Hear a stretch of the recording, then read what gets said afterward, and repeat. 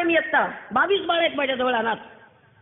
आणि ही बाळ दत्तक मागायला आयटी क्षेत्रातल्या मुली जास्त येतात. आयटी क्षेत्रातल्या मुलींना स्वतःचं बाळ नकोय आता. आयटी क्षेत्रातल्या जोडप्यांना आता स्वतःचं मूल नकोय आता. आयटी क्षेत्रातल्या मुलांना आयतं मूल पाहिजे. आयटी क्षेत्रातले नवरा बायको परवा बाळ मागायला आले ते बसले. म्हटलं बसा, तरुण दिसताय, बाळ का दत्तक हवंय? नाही नाही म्हणे मला 15 लाखाचं पॅकेज आहे, माझ्या नवऱ्याला 20 लाखाचं पॅकेज आहे, आम्ही दोघांनी बाळ जन्माला घालायचं म्हटलं तर 9 महिने गरोदरपणाचे आणि 6 महिने बाळ सेटल करण्याचे आमचं 15 महिन्याचं नुकसान होतं मॅडम. बॅकलॉग कसा भरून काढायचा? बॅकलॉग कसा भरून काढायचा? म्हटलं अगं काय सुंदर असतं मातृत्व. अगं बाळ नसतं तेव्हा ते कधी येतं याची आतुरता, बाळ आलेलं पोटात हे कळलं तेव्हा ते कधी बाहेर येतं याची उत्सुकता, आणि ज्या वेळेला ते येणार याची तारीख कळली की मरणाला सामोरं जाण्याची तत्परता. हे मातृत्व आहे बाई, हे मातृत्व आहे. पटतच नाही. Don't be emotional madam, B practical. म्हणलं आता प्रॅक्टिकल होऊन सांगते. हे पोर कुपोषित आहे, याला आईने फेकून दिलंय, याला आईने मरण्यासाठी फेकून दिलेलं आहे.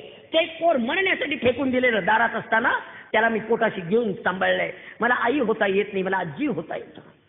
मी अंगावर सोनं घातलं नाही बायकांनो, पण मी बाळाच्या गुटीमध्ये रोज सोनं उगाळून घालते, कारण माझं बाळ कुपोषित आहे आणि ते बाळ मला दत्तक द्यायचंय. मी त्या मुलीला स्पष्ट सांगितलं, हे बाळ मला आईच्या ताब्यात द्यायचंय, यंत्राच्या ताब्यात नाही. देणार नाही म्हटलं बाळ. यांना इतकं सोपं झालंय बाळ जन्माला घालायचं आणि 6 महिन्याचं झालं, 2 महिन्याचं झालं की लगेच पाळणा घरात ठेवायचं. बेबी केअर सेंटर, डोंबल यांचं बेबी केअर. आणि 6 वर्षाचं झालं की पाचगणीला ठेवतायत. पर्सनॅलिटी डेव्हलपमेंट यांच्या बापाने ठेवली 6 वर्षाच्या बाळाची personality. CBC pattern, CBC pattern आम्ही नाही शिकलो. ठेवतात ते पोरं लांबच्या लांब कुठेतरी पाचगणीला. ती मेट्रन आणि तो तिथला रेक्टर इतके ओरडत असतात, ते बाळ धाय मोकळून रडतंय रात्री ममा ममा ममा करून. जवळ गेला कुणी नाहीये, सायकिक झालीत पोरं.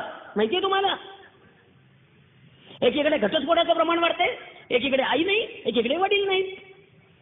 सगळ्या आया सांगतात मी शिकलेली आहे, मी आर्थिक क्षमता आहे, मी माझं पोर कसंही सांभाळीन, त्याला देणार नाही. त्याला वडील नको. आणि सगळ्या वडिलांनो, लग्न झालेली पोरगी ठेवून घेताना 4 वेळा विचार करा की त्याला वडील नको का त्या बाळाला. बालवाडीवर पाट्या लिहिलेल्या आहेत, वडिलांकडे राहणाऱ्या मुलांना आईने भेटू नये, आईकडे राहणाऱ्या मुलांना वडिलांनी भेटू नये. काय करायचं त्या लेकरांनी? सगळी निरागस बाळं येत असतात, सगळी निरागस बाळं सायकिक झाली. आता परवा राजेशजी जैन यांची एक छान फिल्म बघितली, पप्पा तुम कहा हो. सगळ्या बायकांना मी बजावून सांगते तुम्हाला, मांडीवर घेऊन थोपटायला आई असावी लागते, पण खांद्यावर घेऊन थोपटायला वडील असा वेच लागतात. हे वडील पाहिजेत. तुम्हाला माहेरी गेल्यानंतर बैठकीच्या खोलीत वडील नकोत. तुम्हाला तुमचे वडील पाहिजे, तर लेकराला नकोत. काय ते इगो, काय ते डोकं, काय जिथे अन्याय होता तिथे जा ना ग निघून. हल्ली एक नवीनच फॅट निघाले हो. राखी पौर्णिमेला पोरगी आणायची आणि शिमग्याला सोडायची, शिमग्याला आणायची दिवाळीला सोडायची, आणि बाळणपणाला आणायची ती ठेवूनच घ्यायची. एकावर एक फ्री. फार आगाऊ झालंय. एक बँकेतला अधिकारी मुलगा आहे, 90,000 पगार आहे. अगं त्याच्या आईने तो 4 वर्षाचा असताना त्याचे वडील वारले. त्याला इतकं चांगलं सांभाळलं, इतकं चांगलं सांभाळलं, इतकं चांगलं सांभाळलं, आणि त्याचं MSc BEd पोरीशी लग्न केलं. सून घरात आली, पहिल्यांदा लगेच दिवस राहिले आणि डॉक्टरांनी सांगितलं की बहुतेक जुळं असेल. नंतरच्या सोनोग्राफीत कळलं ते तिळ आहे.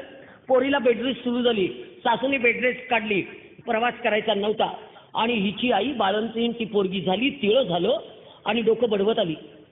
माझ्या लहान पोरीला कसं 3 पोरांचं करायचं व्हायचं, मी घेऊनच जाणार आहे, नशीब फुटलं तिचं.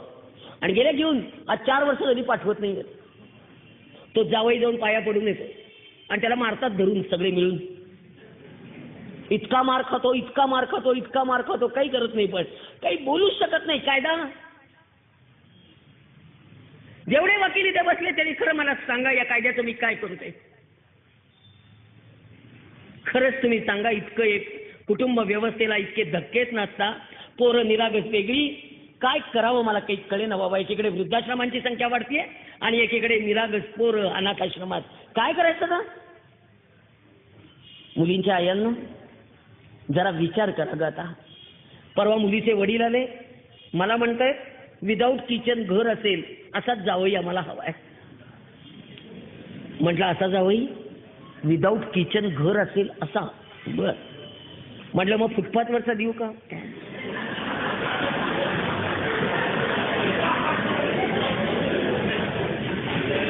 आमची मुलगी स्वयंपाकघरात जाणार नाही, आमची मुलगी स्वयंपाक करणार नाही, आमची मुलगी धुणं धुणार नाही, आमची मुलगी भांडी घासणार नाही, आमची मुलगी चतुर्थ श्रेणी कामं करणार नाही, संडास बाथरूम बेसिन आमची मुलगी घासणार नाही. म्हटलं तुमची मुलगी काय करणार नाही ते कळलं, काय करणार ते सांगा.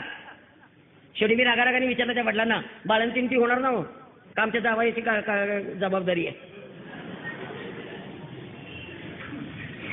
काहीतरी वेड्यासारखं. आणि सगळ्या मुलींच्या आयांनो थोडंसं भान ठेवा. याच्यामध्ये यांची चूक नाहीये असं मी म्हणत नाहीये. 100 ठिकाणी हे चुकत असतील, पण 1000 ठिकाणी आपण चुकतोय म्हणून बोलायचं. परवा एक बाई आल्या भांडत, तुम्ही पुरुषांना काहीच सांगत नाही. म्हटलं त्यांना सांगणाऱ्या 100 बायका आहेत, पण बायकांना सांगणारं कोणी नाही ना, म्हणून मला सांगावं लागतंय. काय करणार? बायकांना मी हे पण पुढे जाऊन सांगते. एका मुलीच्या अंगावर कोल्हापूरच्या सासूची तक्रार आहे. सून घरात येऊन 8 महिने झाले, सुनेच्या अंगावर मेहंदी काढलेली आहे. किती मेहंदी आहे? बोटापासून खांद्यापर्यंत, पायापासून इथपर्यंत, आणि पाठीला सगळे टॅटू. सुनेला विचारला हळद काढताना तुला इतकं कुणी रंगवलं? तेव्हा त्या मुलीने उत्तर दिलं, माझ्या मम्मीनी मुंबईहून एक कलाकार बोलवला होता, त्याला 50,000 रुपये देऊन माझ्या आईने माझं अंग रंगवून घेतलेलं आहे. काय करायचं या आईचं? परपुरुषासमोर पोरगी 8 तास मेहंदी